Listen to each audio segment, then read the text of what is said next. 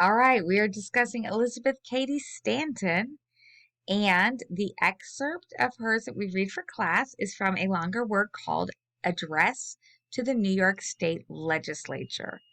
So when we say address to the New York State Legislature, it's not address, like it's not their address. It's an address. It's like it's something that is speaking to the New York State Legislature. So it's her speech to them, in other words. All right, if you look at the written out lecture, and there is a lovely photo of Elizabeth Cady Stanton.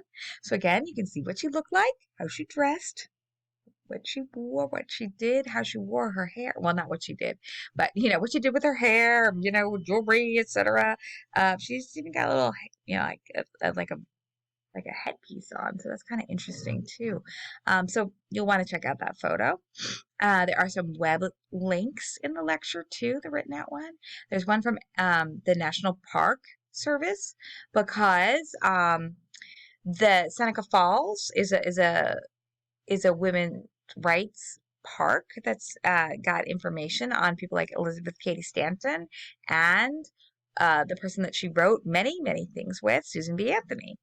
All right. Then there's a YouTube video that presents a historical reenactment from Elizabeth Cady Stanton at the Women's Rights National Historic Park as well.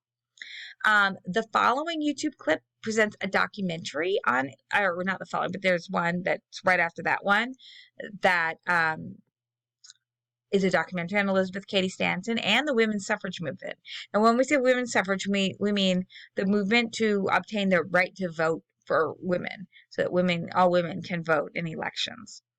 And then there is a fun YouTube video on women's suffrage in 19th century America, or in other words, the 1800s of America, and it features noted author John Green. John Green, you may know, he wrote the teen novels The Fault in Our Stars, Paper Towns, etc.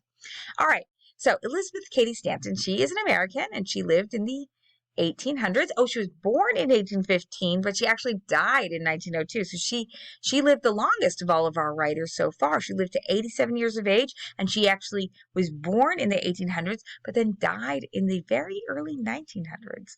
So we still consider her a 19th century writer, though, since the majority of her life, except for 2 years, was spent in the 1800s.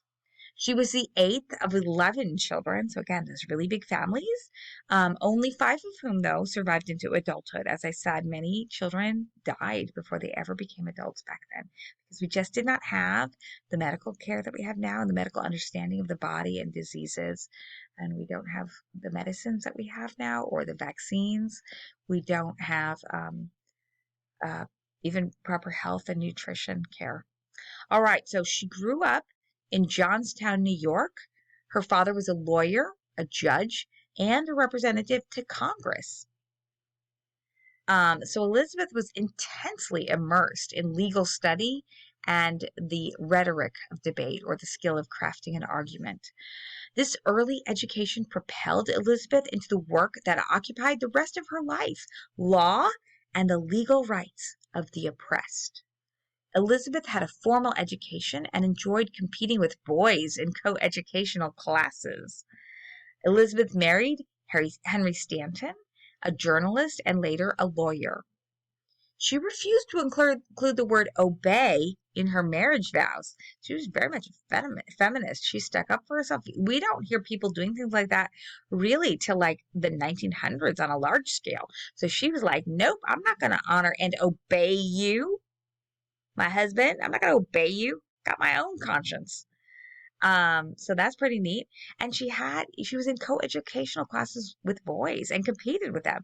That also didn't happen very much in the 1800s. So she had a very different life from a lot of women at the time. And she never allowed herself to be identified as Mrs. Henry Stanton. So a lot of times people were known as the mistress of their husband. So in other words, they had their own identity effaced they didn't go by their name anymore. They were Mrs. Henry Stanton instead of Ms. Elizabeth Cady Stanton. So she felt that women who were identified by their husband's name alone subsumed their identity, or had it included in his own and erased their own. Much as an enslaved person, would have been known by her slave master's name. Although she did take her husband's last name, she insisted on being known as Mrs. Elizabeth Cady Stanton. And Henry and Elizabeth had 7 children together. So, also a big family.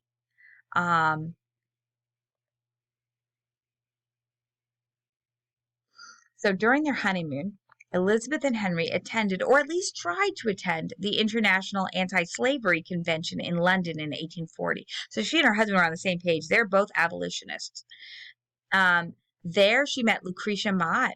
She and Mott had been elected to represent their constituent abolition groups, but the men at the convention voted to disallow the women from participating. Highly ironic for a convention on civil rights. So this is what they dealt with at the time. They were duly elected representatives from America. They traveled all the way to London to represent the anti-slavery abolitionist groups in America. Traveled all the way over there. Lucretia Mott and herself, Lucretia Mott, another very famous women's rights activist. They traveled over there to represent the rights of enslaved people in America, and yet they were not allowed to attend the convention on civil rights. Yeah. Highly ironic, yet these people, these men who voted not to include them, somehow it didn't dawn on them. It's like unimaginable to us nowadays, who stand on the shoulders of giants who've come before us, who have made the strides in realization on civil rights. So it's like, I try to say, you know what? I'm lucky that I have these perspectives that have been built over the years from all these other people who have had these realizations over time. But it just seems almost unimaginable that the irony would not be palpable to these people. Anyway, prompted by this injustice of not allowing them to participate in the convention, Elizabeth and Lucretia organized their very first convention for women's rights, which they held in Seneca Falls, New York, where Elizabeth lived in 1848.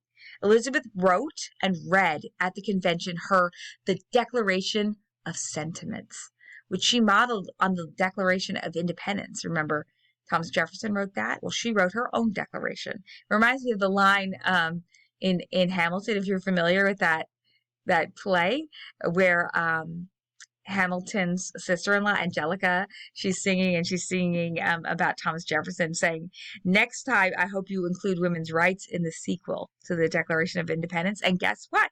We get that sequel of sorts in the Declaration of Sentiments, written by none other than our own author that we read this week, Elizabeth Cady Stanton.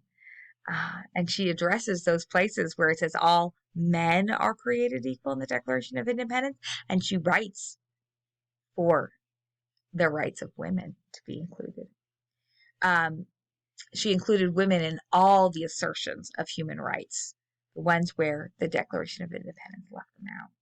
You may read the Declaration of Sentiments at a hyperlink that I included in the written out lecture. So you just click on that hyperlink. You can scroll down to find the complete Declaration of Sentiments there. It's a great read.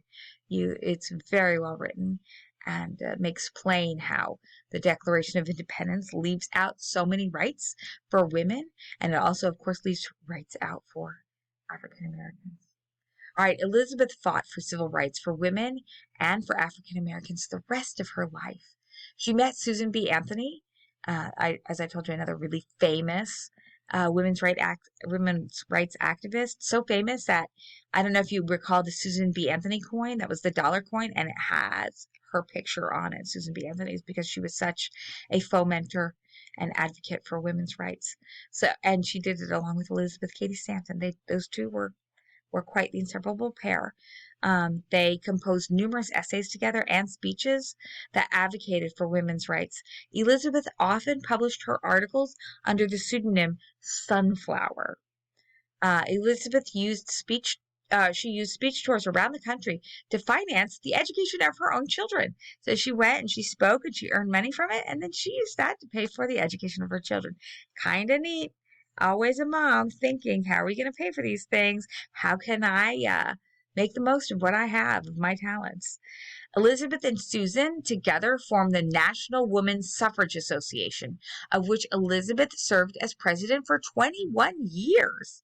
The piece of Elizabeth's that we read for class is taken from her 1860 address to the New York State Legislature, which Elizabeth acknowledged that she and Susan composed together. So this is written by Elizabeth Cady Stanton, but also by Susan B. Anthony.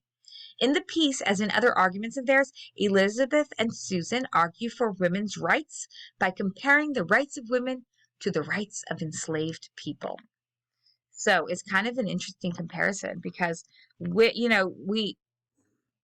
think of enslaved people as having no rights, right? But did we realize that at the same time, women also didn't have rights? Their rights were surrendered at the time of marriage, all right? Such as they were. Like single women, they didn't have very many rights either. They were pretty much subsumed under their fathers. So women could do as their husbands allowed them to do, kind of in the same way that enslaved people could do as their slave masters allowed them to do.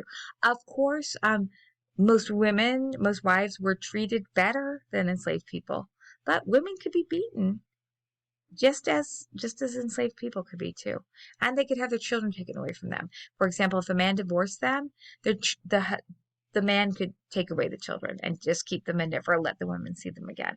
Now, things started to change for women. Things started to go to courts and be legislated more at the end of the 1800s, but women couldn't ask for divorces and they couldn't have custody of their children for a large part of the time in the 1800s. So she makes this very intriguing comparison between the rights of enslaved people and the rights of women. Of course, the Civil War broke out 1 year later after her address to the New York State Legislature.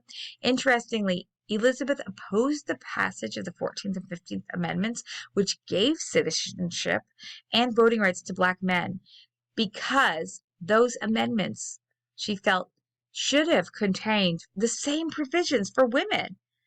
But they didn't. She wanted the 14th and 15th Amendments to give citizenship and voting rights not only to African American men, but also to all women who were still at that time of the passage of the 14th and 15th Amendments during and after the Civil War.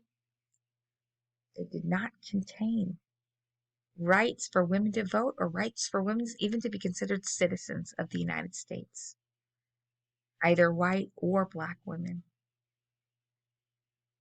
So shocking, right? Yeah, shocking that it occurred to people to give those rights to freed Black men, but not to freed Black men. Not to freed Black women or to white women, period, or to Native American women, or many Native Americans also. Yeah, so although we were making strides at that time, we still had many, many strides to go, right? All right, well, enjoy reading about the life of Elizabeth Cady Stanton in our anthology, and also her address to the New York State Legislature, which she co-wrote with Susan B. Anthony. Thank you.